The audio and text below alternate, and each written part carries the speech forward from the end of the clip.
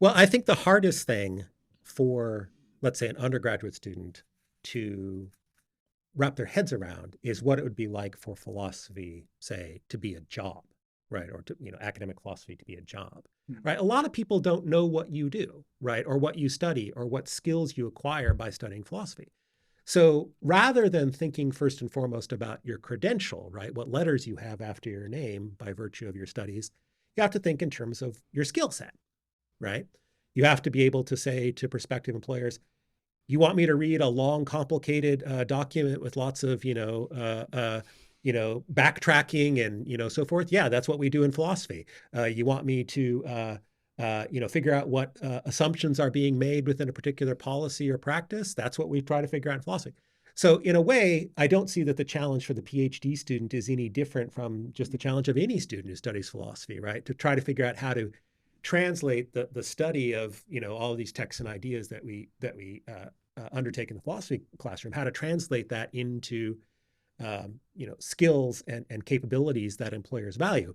I mean, I think what you see is that employers do value the skills and capabilities that students get through studying philosophy.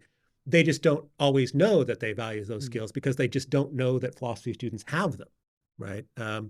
It's within the academic, ecosystem. It's a small discipline, like 0.5% of all students or something like that, in most parts of the world. So an employer just may not know what a philosophy student can do, but then it's on the student to figure out how to communicate that and represent that to the employer so that they're persuaded to take a chance on them. Mm. Do you think there's things that within like philosophy, like the academic field, that we could, that as a philosophy as a field, right? Things that we could do or should be doing to help promote the skills that you get in a philosophy degree that can be applicable to other areas? Like, do you think that various philosophy programs are not doing enough to show people outside of philosophy the useful benefits of the philosophy degree? Mm-hmm. I do think the general tendency to focus on inside academia and try to go up the ladder toward the upper echelon of the academia is so strong. We often forget that there are a lot of philosophical interests in the public, right? I mean, general election. This is going to be like a hot topic in the UK, and people are going to talk about all these foreign policies and immigrations and all these things. The class, gender, racism, right? All these things are actually very philosophical discussions and very helpful. So like, I do think that we need to kind of, so maybe simplify this argument. I think there's a, inequality between haves and have-nots and wealth inequality. I think there's intellectual wealth inequality as well. I think there's philosophy students that are learning best of the minds from the history of philosophy and engaging in these discussions, but then general population is kind of left behind, right? But they are the ones that are actually interested in these problems because they're facing these problems. So I do think maybe think about this gap between the general public that are actually interested in philosophy to actually philosophical discussions that we are actually engaging in academia. So we lose this sense of like ivory tower, echo chamber of the intellectual traditions to take it down a little bit. And I think our program has a lot of faculty members that actually do that. So I don't think that's necessarily the image that would ascribe to this program, but I think more of that should be happening at the students level, as well as, especially postgraduate students and the PhD students should be doing the kind of public outreach of making philosophy more accessible. Well, I think one of the most gratifying, most welcome developments, I would say, in philosophy over the past decade or so is institutions and academic philosophers really becoming excited about public philosophy, as they say, right? Philosophy that's aimed at non-academic audiences and non-academic constituencies. I mentioned this earlier, but I do think we're kind of in a golden age in terms of people's ability to access the expertise of academic philosophers. There's just so many more ways to do it than in the past. And I think that's wonderful. And I think it has done something to maybe change the public's perception or misperception of what it is that philosophers do and what our expertise consists in. This isn't to say that some of those misperceptions don't persist in some quarters, but I think that things have changed a lot, and that's really great.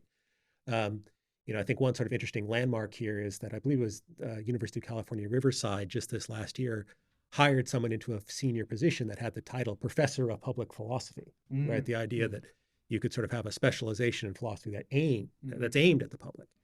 But I think I also agree that with respect to students, so many of students, I think when they're considering whether to study philosophy, if they're in high school or early years of undergrad in the United States, they wonder, well, what are my professional prospects? What can I do? And I do think that many programs, and I don't think ours has actually been out front on this, and this is somewhere a respect in which I think we're falling short. Many undergraduate philosophy programs do expose their students to their alumni to a high degree, and in doing that, they spark a lot of imagination on the part of undergraduate philosophy students as to what they can do with their lives. So at my previous institution in California, we had an annual alumni day where people would come and talk about their careers and talk about how philosophy helped them. And what's remarkable is, the range of different things that people end up doing. Okay, yeah, there are quite a lot of lawyers, it's true. But a lot of doctors, some doctors, physicians. One of my former students is a very accomplished and successful talent agent in Hollywood, basically, right? Wow. And he would come to Alumni Day and he would say things like, the major thing that philosophy gave me is the ability to understand a problem from the point of view of someone else. So, he would say, a lot of my work is, kind of bringing together an actor or something with a producer, right, who might want to hire that actor, and being able to say to that producer, this is why you want to hire this person, right? This is why this person is good for your opportunity, right? And he said, philosophy makes you think that way, right? Think outside your own perspective, right? Like why would somebody else, want to make this decision, right? And that's just, one example, I think, among many. But I do think that when students see narratives, right, about how your professional life can go if you have a philosophy degree, that reassures them that they're making a good choice, that they've already chosen to study philosophy as an undergrad, or it can encourage them to do it, right, if they haven't made that choice.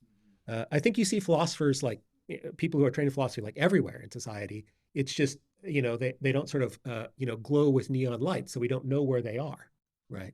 But I'd like us here in Edinburgh maybe to figure out a way to be more successful in that regard, highlight more of these stories where, our students go out in the world and they do, valuable, compelling, and rewarding things.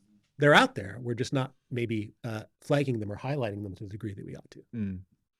I think that's a really great point. And I'll just say from me personally, when I was looking at postgraduate programs, one of the main things I was looking at was, okay, where did the alumni go? What are the alumni doing? And also, what does the school do to facilitate connections among the alumni? Right. And I do think here there could be more done to showcase that to students. Can you go from a master's to somewhere else, or do you have to if you do a master's, then are you kind of locked into? No. So you can do a master's and then say, I'm going to go into the job sector and do something completely different. Oh, sure. Yeah. Oh, sure. So there are even cases where somebody who finished the PhD in philosophy and then switched to the broadcasting and then went to the master's, like conversion degree in broadcasting, and they get a job in BBC, right? So it's not, even at the level of the PhD, I think it's still conversion is possible.